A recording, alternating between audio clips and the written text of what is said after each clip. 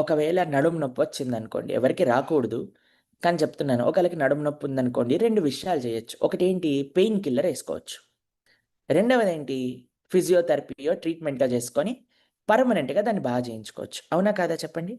Pain కిల్లర్లు ఏసుకుంటూ ఉన్నామనుకోండి, అది ఇంకా శరీరాన్ని పాడు చేస్తుంది ఒక సమయంలో. భగవంతుడు ఏమంటున్నాడు, తాత్కాలికమైన కోరికల కోసం దేవతారాధన చేయకండి. ఇప్పుడు చూడండి, దేవతలలో కూడా మీరు చూడండి, ఒక్కొక్కళ్ళది ఒక్కొక్క పోస్ట్. రకరకాల దేవతలకు ఒక్కొక్క, ఇంద్రుడు ఒక పోస్ట్, బ్రహ్మ ఒక పోస్ట్, అలా ఒక్కొక్క దేవత ఒక్కొక్క పోస్ట్. ఆ పోస్టులు ఇచ్చేవాడెవడు? భగవంతుడు. కాబట్టి మనము టెంపరరీ రిజల్ట్స్ కోసం వీళ్ళని ఆశ్రయించద్దు. పర్మనెంట్ రిజల్ట్ కోసం పర్మనెంట్ వాడిని, లోకంబులు లోకేశులు తెగిన తుది అలోకంబగు పెంచీకటి నవ్వండెవ్వడు ఏకాకృతినై వెలిగుండో అతని నేసే వింతున్ అన్నాడు గజేంద్రుడు. అలా భగవంతుణ్ణి కానీ మనం ఆశ్రయిస్తే టెంపరీ రిజల్ట్స్ వస్తాయండి. ఇప్పుడు ₹1,00,00,000 ఇచ్చిన వాడు ₹100 హెల్ప్ చేయలేడా అండి? కానీ నా దగ్గర ₹100 ఉన్నాయి బాబు అనేవాడు ₹1,00,00,000 ఇవ్వగలుగుతాడా అండి? అలా భగవానుడు మనకు అన్నీ ఇవ్వగలుగుతాడు. ఐహిక, పారలౌకిక, ప్రేమ, భక్తి అన్నీ ఇవ్వగలుగుతాడు స్వామి. అందుకే టెంపరరీ పెయిన్ కిల్లర్ అప్రోచ్ వద్దు మనకి. Permanent treatment approach. దాంట్లో కొద్దిగా టైం పడుతుందండి.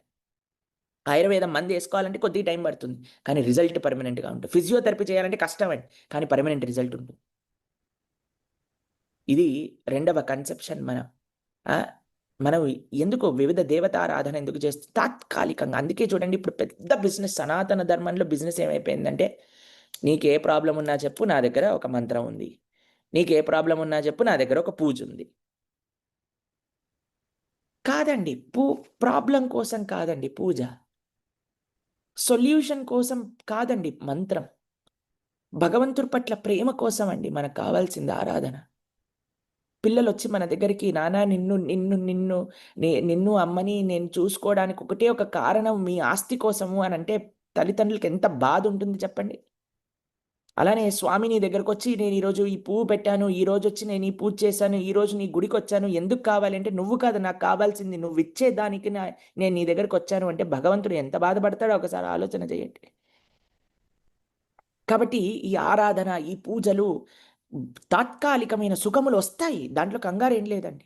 కానీ మనం దేనికోసం భగవంతుని ఆరాధన చేయాలి? దేనికోసం మన ఇంట్లో పూజ చేయాలి? దేనికోసం? ఏం భగవంతుడికి సంబంధించింది ఏది చేసినా భగవంతుడి పట్ల ప్రేమతో చేయాలి.